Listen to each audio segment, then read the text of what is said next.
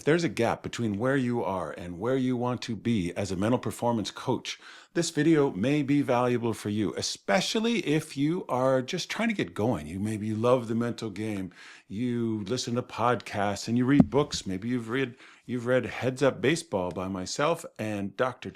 Ken Reviza, but you can't quite get off the launch pad. How do I get going? Or maybe you're already going, but you really want to get better. There could be some good stuff in here because I've got 5 simple steps that you can follow. Whether or not they're easy for you, I can't say, but I can tell you they're simple to follow. So let's get going. How to get started as a mental performance coach. The Play Big Academy 5-step way. We're big here. I'm big on performance equals potential minus interference. This is from Tim Galway. You're going to perform as well as you can minus what gets in the way. And we're primarily focused on internal obstacles here. So interference is a good way to think of this. It's going to be fear in some way. There's going to be doubts. There's going to be hesitations, limiting beliefs, fears. Interference gets in the way. And so athletes, or actually people who want to be mental performance coaches that take my program or that I've interviewed about the program, they have some fears about how do I get started? And they say they want a system. So I'm going to give you this 5-step system, but just know that it's really first about making a commitment. That is the step 1. I am going to talk with athletes. It's not going to be that you're confident. You can't wait till you're confident. There's things we can teach you to do to feel more confident on the spot. But the confidence, real confidence, is going to come because you made a commitment, then you were courageous, and then you got competent because you took action, and then you got confident. So step 1 is commit. So step 2 then becomes make the ninja move. This is how I got started. This is what got me going. And I didn't do it as consciously as you can now do it here, but this was just something that I came up with to do. And it was true, but well, here you go. It's the role reversal. The ninja move is the role reversal. So it can feel a little awkward to say, hey, athlete, can I work with you on your mental game? You got any mental game problems? It's like, no, I'm good. I'm good. Well, instead of finding athletes you can help, find athletes willing to help you. So flip it around. That's the role reversal. And so you move to step 3, make requests. It could say something like this to an athlete. Hey, I'm doing some research on confidence in athletes, and I'm wondering if you'd be willing to help me out. I'd like a few minutes of your time to run through a short list of questions. In fact, most athletes actually find it helpful to answer the questions. You are asking that, hey, would you be willing to give me some help? Oh, what's up? Well, I'm doing some research, or for people in my course, I'm in a course on mental performance coaching, and I need to talk with athletes about it. I'm wondering if you'd be willing to answer some questions for me. So that's them then extending themselves to you rather than you kind of pushing yourself onto them. So we want to keep in mind here this play big, be do model where you be. How are you going to be? Well, I want you to be curious. Well, I want you to be committed for one, and then just be curious. Be curious and then do the questions. So how are you going to be? Curious. Do the question. So here's the system to follow. Step 4, have the conversation. So you get time with an athlete. Maybe you're on Zoom, maybe you're in person. Either way is fine. Great if you can record it. If not, then that's fine too. But here we go. Here are the questions. All you have to do is just ask them. How important do you feel confidence is to your performance? And then probe a little bit. It's like, oh, and what else? And tell me more. What else about that? What else is important about confidence? And what else is important about confidence? Or you could start with this one or follow up with it. And what percentage of your performance would you say is determined by confidence or mental game factors, such as your attitude, focus, ability to come back from failure? Out of 100, what would you say confidence is? That's a really nice one to start with. These would be very reversible. If you or in terms of a starter, because you probably won't have to double back to that. Oh, what has you say that? For me, in my experience over a long time of asking this question, it comes out around 80%. Some will say 100, some will say 50. Pretty rare someone will say less than 50. But, oh, well, tell me more about that. Why do you rate it so highly? And just being curious with any natural follow-up questions, because the goal is just to get the athlete talking, because we want to find out what it is for them. You're not teaching them about confidence. You are drawing out what they know about it. Super valuable experience for them. And now, okay, great. Can you think of a time when you felt totally confident, and what was that like? Want them to think of a particular time. Oh yeah, lots of times. Like, okay, great. Let one come to mind. Oh, the game against the Bombers, or for me, a game against Detroit Lakes.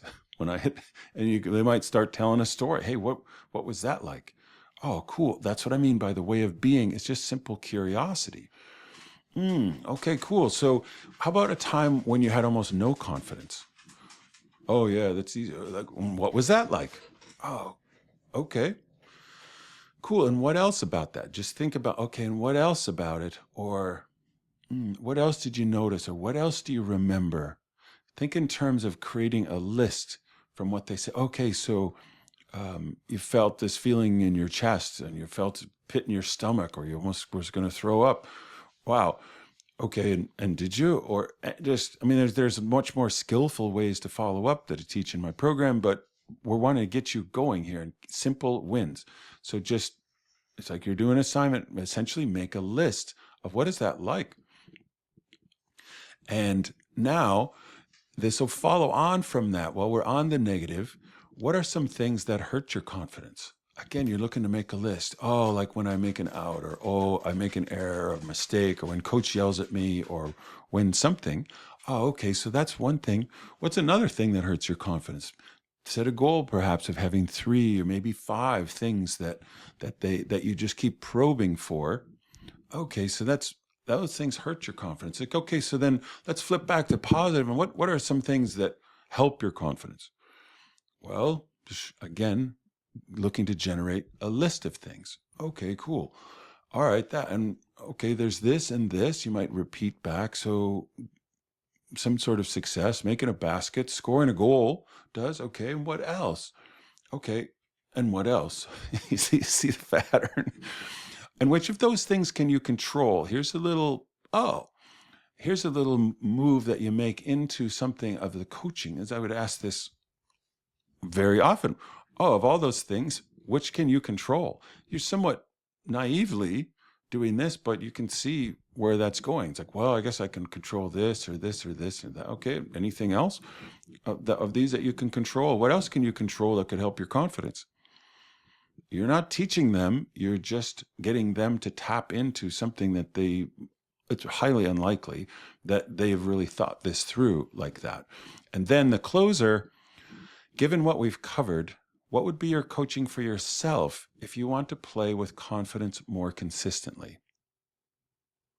You just teed that up with the last question. They've listed things, they've put it out. Oh, these things I can control. Okay, so what would be your coaching for yourself if you wanted to play with more confidence consistently? Well, I'd blah, blah, blah, blah, blah, blah. Oh, okay, anything else?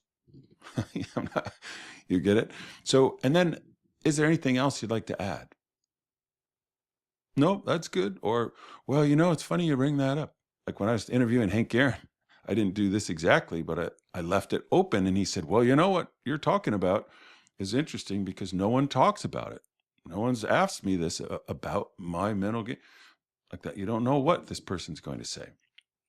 So, and that's the interview. That was step 4. Step 5, follow up and level up. You might finish with, hey, if you'd like, I could follow up with you and see if you've done any of those. If it feels right, you could go in step 4, or here could be, well, do you want to make a commitment? Do you want to make a commitment to what you're going to do? No, that would be but don't push on that if you don't feel that that's there, because that's moving into a little bit to coaching. And I could follow up if you'd like. So you got to read the situation now. You've already succeeded. As long as you then say, thank you for your time. I really appreciate your helping me with this, with my learning. And again, follow up there if you want. Finally, if you are interested in the next level, Play Big Academy, I've got a mental game certification course that I consider to be the straightest line path between where you are and where you want to be as a mental game coach. There'll be a link in the description that you can click either for more information or to set up what I call a fitness conversation with me, where we'll talk through where you're at and where you want to be, and determine if the program and you are a good fit right now. Either way, I think it'll be a very helpful conversation, just like you will be helping these athletes. They'll probably say, "Oh no, this is really helpful. I appreciate you're doing it," and that's the athlete talking. And you will have made a difference for them. And so get out there and do it. Again, make a commitment to have one of these conversations. Just go right on through it. I can't guarantee exactly how it's going to turn out, but I do feel like this is the simplest, most straightforward way to get going. You do 3, 4, 10 of these, and now you hear some similar themes and you've got some momentum and off you go. Who knows where that will take you, but you will be out there playing big. Let's go.